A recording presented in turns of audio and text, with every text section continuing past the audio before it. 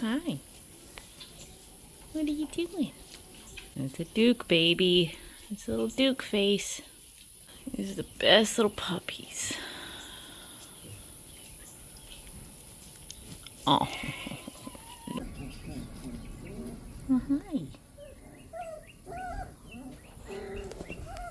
Oh, hi. Look at your little nose. Look at that polka dotted nose. Let's see, are you a boy or a girl? Can I see? Marigold babies have a little spot of blue on their rump. What?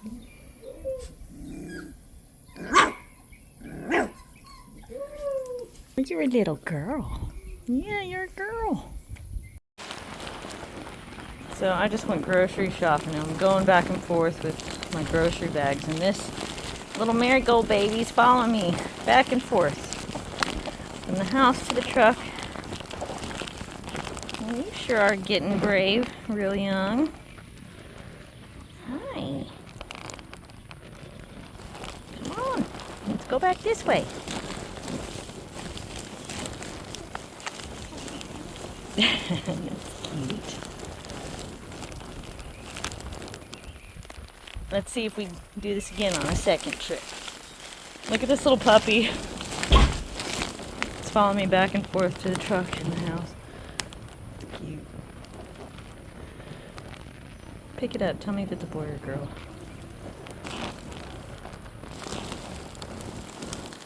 It's a little boy. Hey, cutie. What you doing? You being cute? You're just now getting out of bed? Are we gonna go outside? Or we're staying inside today?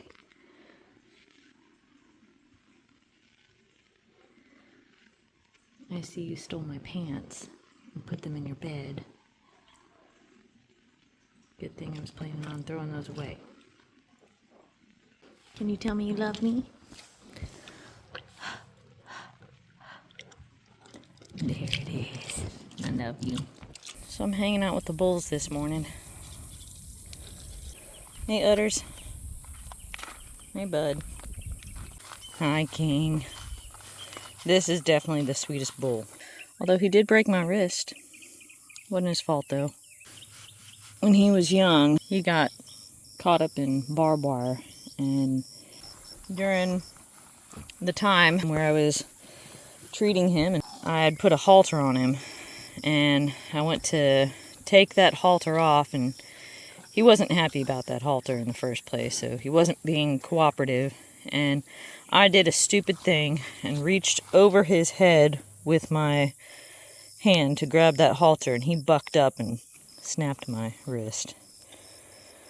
I didn't go to the doctor or anything. I mean, I knew exactly what happened when it happened, and I knew it wasn't the type of break that needed to be reset. So I just put my arm in a little immobilizer thing from CVS, and it healed up after a couple months. But despite the fact that he broke my wrist, big old puppy dog. Sweet, sweet bull. You show me where you want the scratches.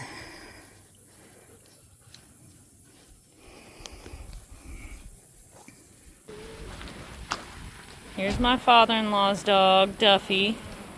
His father is Duke and his mother is Bobby Joe. Hey, Duffy, good to see you, man. Hey, bud. You look a lot like your daddy. You look like Duke. And he's a pet, so he's very white compared to my dogs, especially after all the rain we had last night. See, if Duke wasn't a working dog, I think he would have a coat just about as thick as Duffy. Duffy has to pee on everything when he first gets here. And there's Clementine and Gertrude barking up a storm. They've never met Duffy before. Duffy, let's go see the ditch. This is payback for getting tied.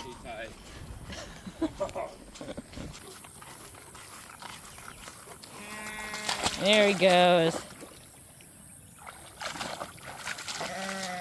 Here's Lefty and his poncho girlfriends.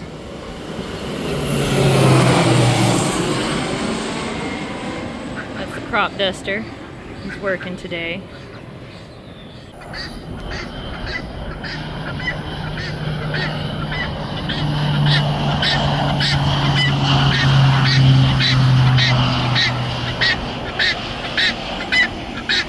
I do not know what he's spraying.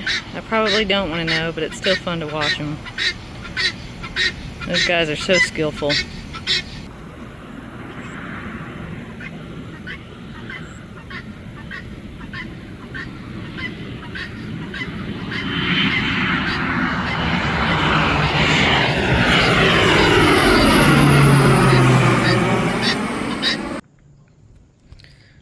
I don't think you need to eat that. You're chunky.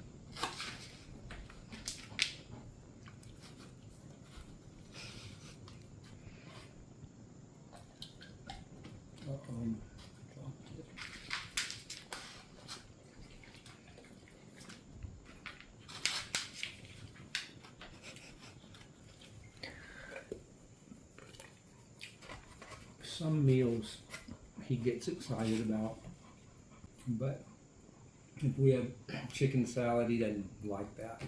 Sometimes we'll have tomato sandwiches when it's really hot. And he's like, well, I don't like tomato sandwiches, so he doesn't even bother to show up. But we can always tell when something's good to eat, can't we? Yeah. There's Luann. Look at all those babies.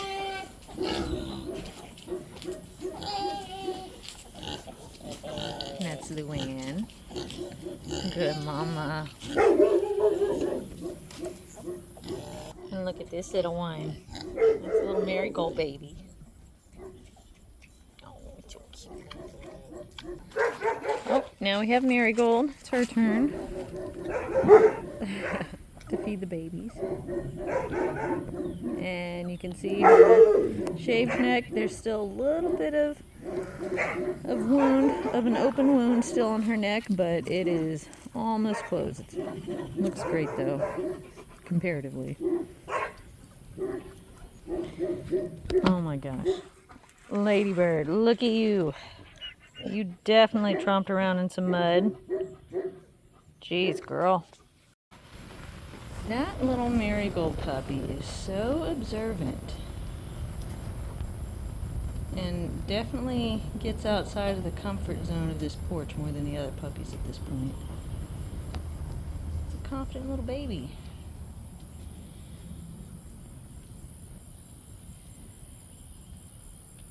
I think that's a smart little puppy right there.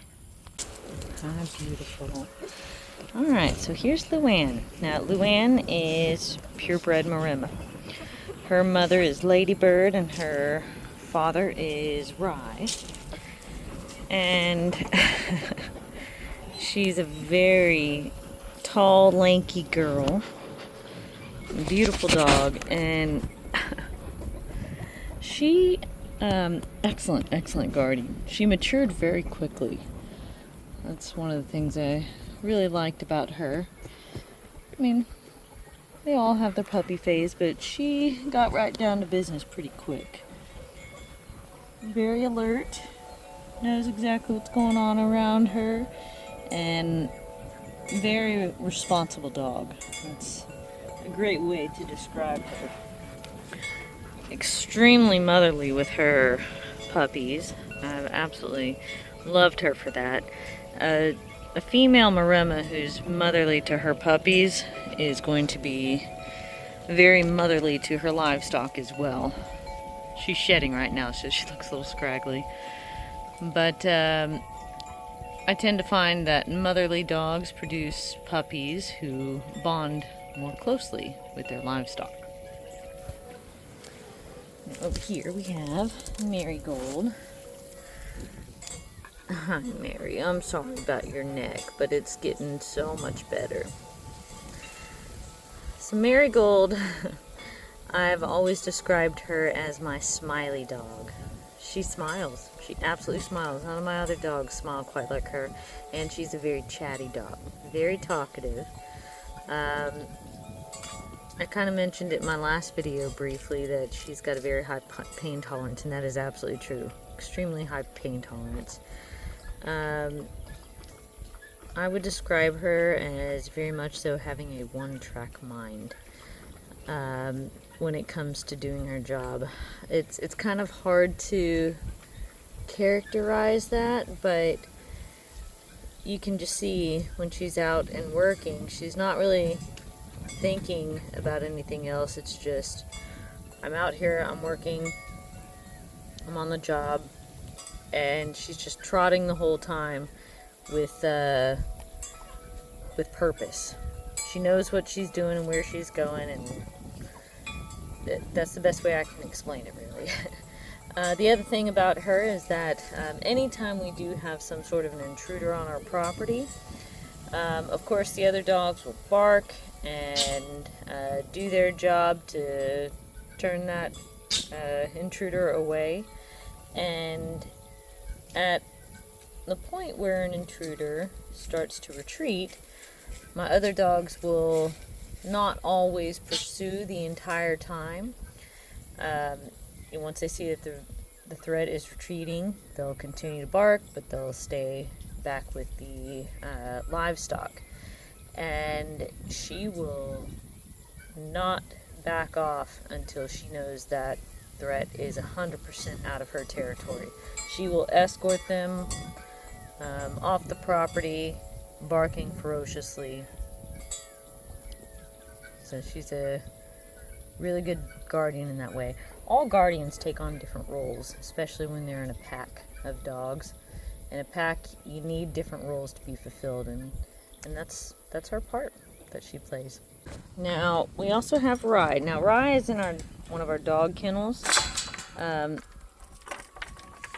jokingly call my dog kennel the Love Shack because whenever somebody's in heat, somebody's going to go into that Love Shack, either to ensure that they breed with a certain pairing or to prevent breeding, and that's why Rye is in there at the moment. I'm preventing him from breeding at this moment.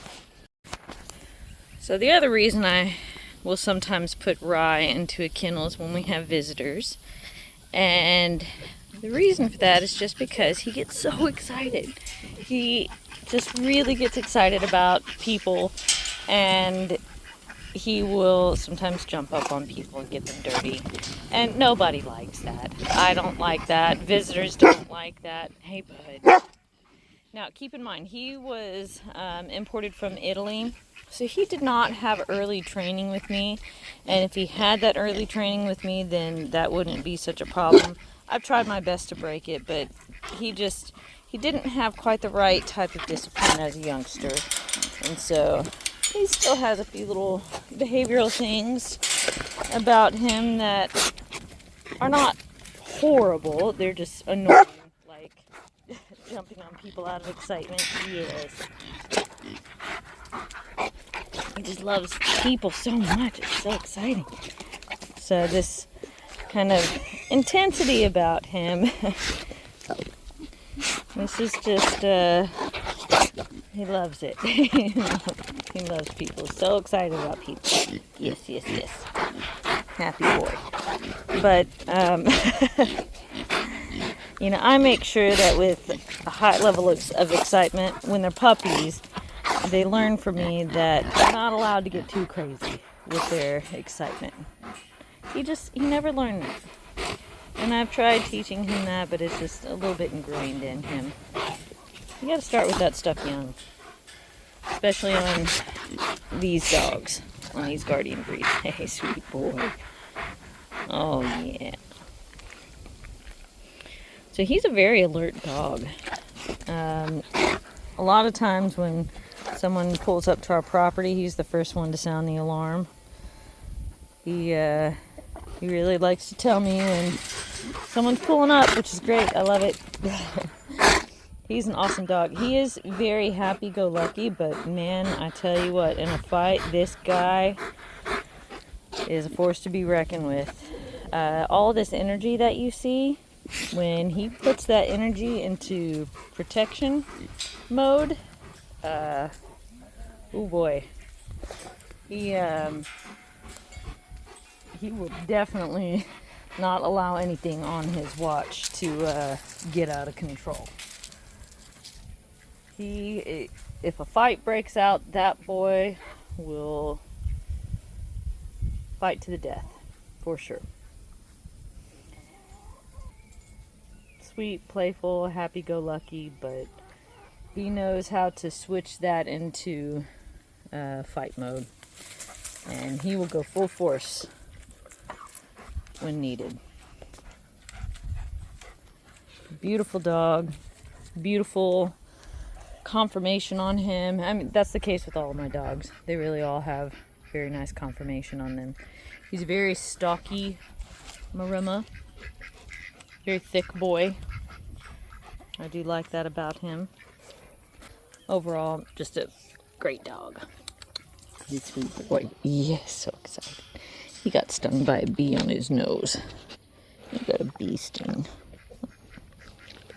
Sweet boy. All right. All right. Oh, thank you. Good boy. All right. Now, let's go find Duke. So keep in mind, Rye is the sire of Marigold's puppies. And Duke, who we're about to go search for, is the sire of Luann's puppies. And Duke is Great Pyrenees. Everybody else is Maremma. So Duke is our alpha, and what an amazing alpha he is. A lot of times when people hear the word alpha, they think that means it's a very aggressive, dominant dog. He is a dominant dog, but aggressive is not what makes a dog an alpha. In fact, your more aggressive dogs tend to be your betas, especially if that dog also has not had good discipline. Let's see, who's under here? No, Duke's not under here. That's Esther, and that looks like Ladybird. Ladybird. Birdie. Hi, Esther. Hi, good girl. Yeah, okay. Let's go find Duke. I think he's behind the barn. Anyhow, so Duke keeps everybody in order. Keeps everybody in line. He sets out the rules and he enforces them. Ladybird, I would say, is the alpha female. And so she takes on a lot of those roles as well, but Duke very much so is the top alpha of everybody. And Duke is head over heels in love with Ladybird. They are like the king and queen around here. But Duke is such a big old sweetheart. Just the biggest, most loyal, sweet thing you have ever met. I absolutely love that dog. Oh, there's Duke under that trailer. Under the blue trailer. Duke, come here, man. Duke is kind of slobbery. See, they're growling at each other because somebody's about to come into heat here. I still don't know who exactly is coming into heat, but we gotta keep these boys separated. Duke, hey, my man. Oh, yeah, this is my man. Oh. He wants to be 2 inches from your face. He loves everybody. He will try to get into your car and go home with you. Anytime people... Oh, you smell like a skunk. You smell like a skunk. Disgusting. But anytime people arrive to pick up their puppies, they'll open their car doors. He's the first to say hello to them, and then he tries to climb into their vehicle. He loves going for rides. Good boy. I don't know what I will ever do without this dog. I mean, he's still got plenty of years ahead of him. He's about, 5 years old? But, still, one day he will no longer be with us, and I don't know what I'm going to do without this boy. such an amazing dog. Now, Great Pyrenees. He is Great Pyrenees. And when it comes to breeding, of course, we breed purebred Maremas, but we also do cross them with the Great Pyrenees. Pyrenees are difficult to come by when it comes to a healthy Pyrenees specimen. It is such a hard thing to find. The breed has really been destroyed by just indiscriminate backyard breeding. It's so sad. Most of the Great Pyrenees that I come across have just the worst hips, joints in general. I mean, they just completely fallen apart. Hey, stop growling at each other. Boy drama. But Duke is the most beautiful Pyrenees specimen. I mean, look at that. Look at his conformation. Often what you'll see in Pyrenees, which is a sign of just the awful hip problems that you can come across, is that in the back end they look really bow-legged. Excuse me, girls. And this part of them will be kind of turned out, and they'll have a very squatty appearance in the back end. It's just very typical of the awful breeding that has gone on with the Pyrenees. And by the way, this is what Duke does. He'll just shove his head right into your crotch. He's not trying to smell you or anything. He's just being a sweet boy. Thanks, Duke. Sweet man. Anyhow, the other problem that you'll find is that people will call me talking about puppies or asking about puppies, and they'll say they don't want a Great Pyrenees because Great Pyrenees roam. Well, this is another one of those backyard breeding things where when you're breeding for livestock guardians, of course you want to breed healthy individuals, but you're also selecting them for their guardian abilities. And yes, I've definitely seen it where Great Pyrenees will roam. And when I say roam, they will take off and they will end up miles away from the livestock that they're supposed to be guarding, which essentially means that they've abandoned their livestock. And that means you've essentially got a defunct guardian on your hands. That's not good guardian behavior. It's not what should be happening. And, well, people will take a dog like that and then they'll breed it.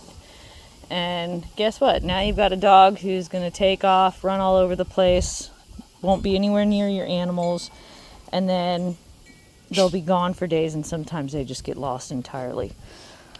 So Duke doesn't do that. In fact, of any of my dogs, the one that I would ever least expect to leave this property would be Duke. Absolutely not. He will not leave this property, even if he had the opportunity to. So, Duke, you're a beautiful boy.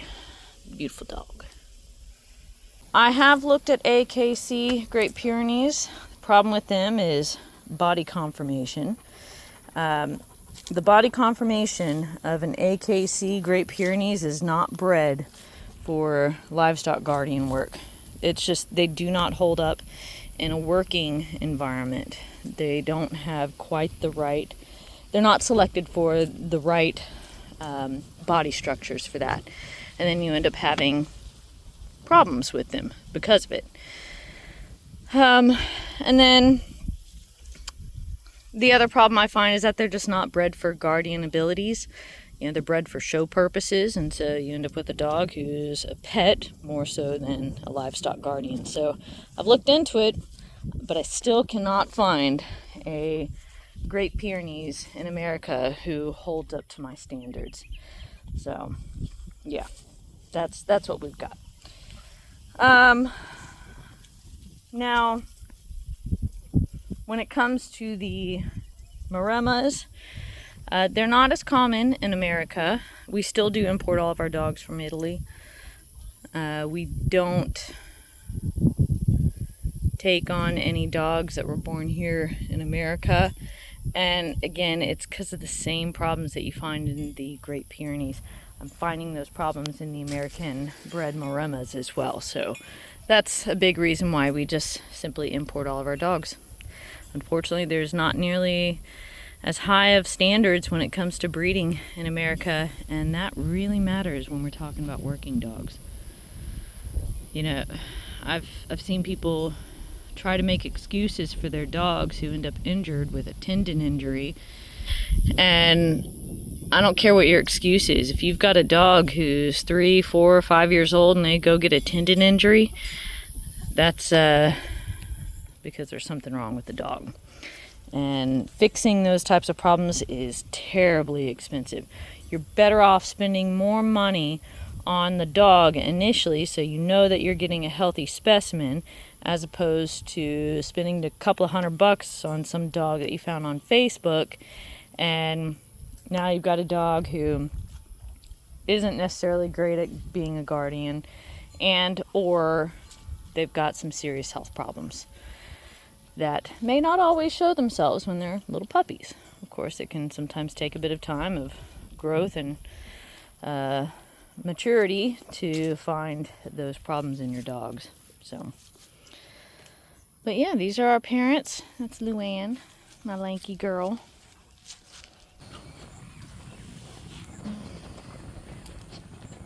Oh, hello.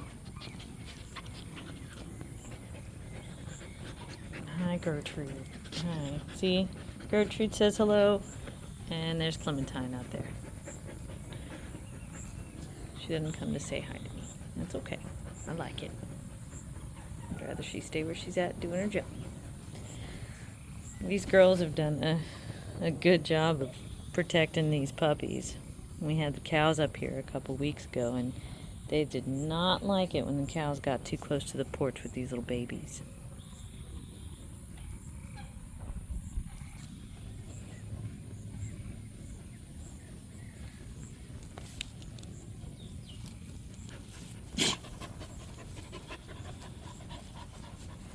This cute little butt. This is a little mix Maremma Pyrenees puppy. Hi, baby. Hi, you're a little Maremma. That's a Maremma baby. That's also a Maremma baby. That's a Maremma. Hi, baby. The little mixed puppies look a lot bigger. They're more fluffy. And they very well may be bigger in general. I mean, actually, yeah, they are. I mean, you're a Duke baby. And that's what we expect from Duke babies. Big, beefy babies. And this one's actually a Maremma. It's one of the larger ones. Oh, and by the way, let me just mention this. So when it comes to the Maremma puppies, we actually have 6 of them now. We did have 8 in the last video. The gentleman placed a deposit on 2 puppies, and he actually kind of lives in the area. I'm well acquainted with him. He has sheep just like me, and we kind of collaborate with each other now and then. Anyhow, he had purchased 2 of these puppies, and he had a female Pyrenees who had some puppies, but she had a very small litter. I think she had 2 or 3 puppies, something like that. And with everything that had happened with Marigold and the snake bite and hurricane and all that stuff, he offered to go ahead and just take the puppies and put those 2 babies on his nursing mama, and I've said that was just fine by me. It would help take some pressure off of Marigold, and I'm very well acquainted with this guy to know that he knows what he's doing with livestock guardians, so I trust him to do a good job with his little puppies. So that's why you're only going to see 6 puppies from Marigold in these videos. 2 of them already went to their homes very early. I don't normally do that, at very rare occasions, but this is one of those rare occasions. By the way, the dots on their butts, those are Marigold babies. Those are the purebred Maremmas. Everybody else is a Duke baby. Hey, Duke. You make pretty babies. Yes, you do. That's my man, Duke. It's the best dog in the world. Yeah, that's my Duke. Let me show you our white peacock. Remember we had those little peacock babies and we kept the white one. He's getting big. We don't know if it's a male or female. We won't know until it either gets a big tail or doesn't. So probably next season is when we'll find out.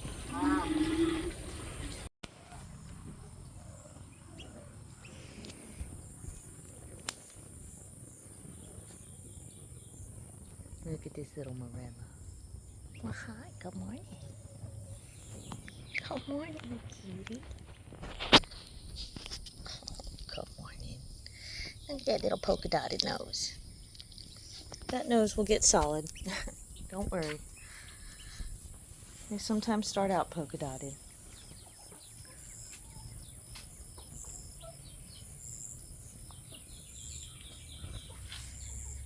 I'm not going to reprimand that chicken for pecking that baby.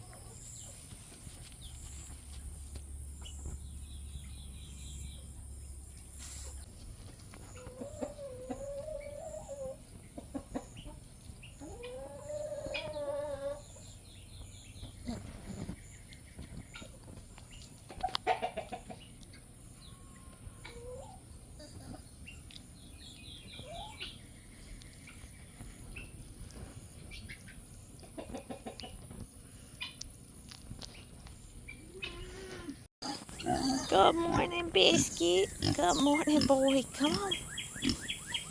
He slept out here last night. He wasn't too happy about it. Come on, Biscuit. All right.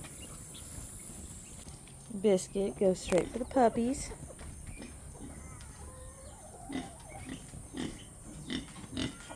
You love those puppies. And they get pretty excited about him, too.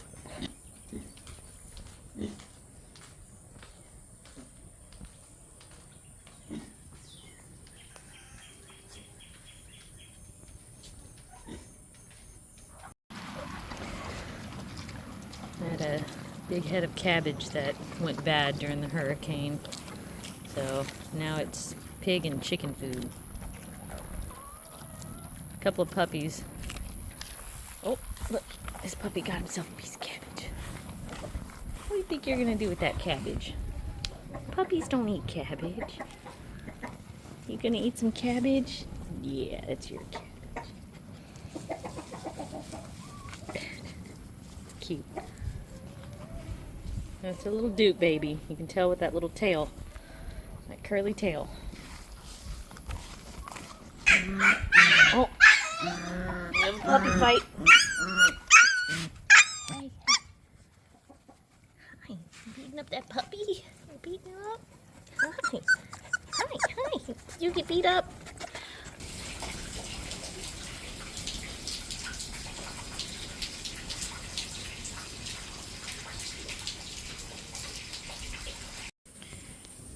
Miss Gertrude is so in love with these puppies. She's always out here cuddling with them. Miss Gertrude, aren't you so sweet? Hi, baby. Good morning. Hi, babies.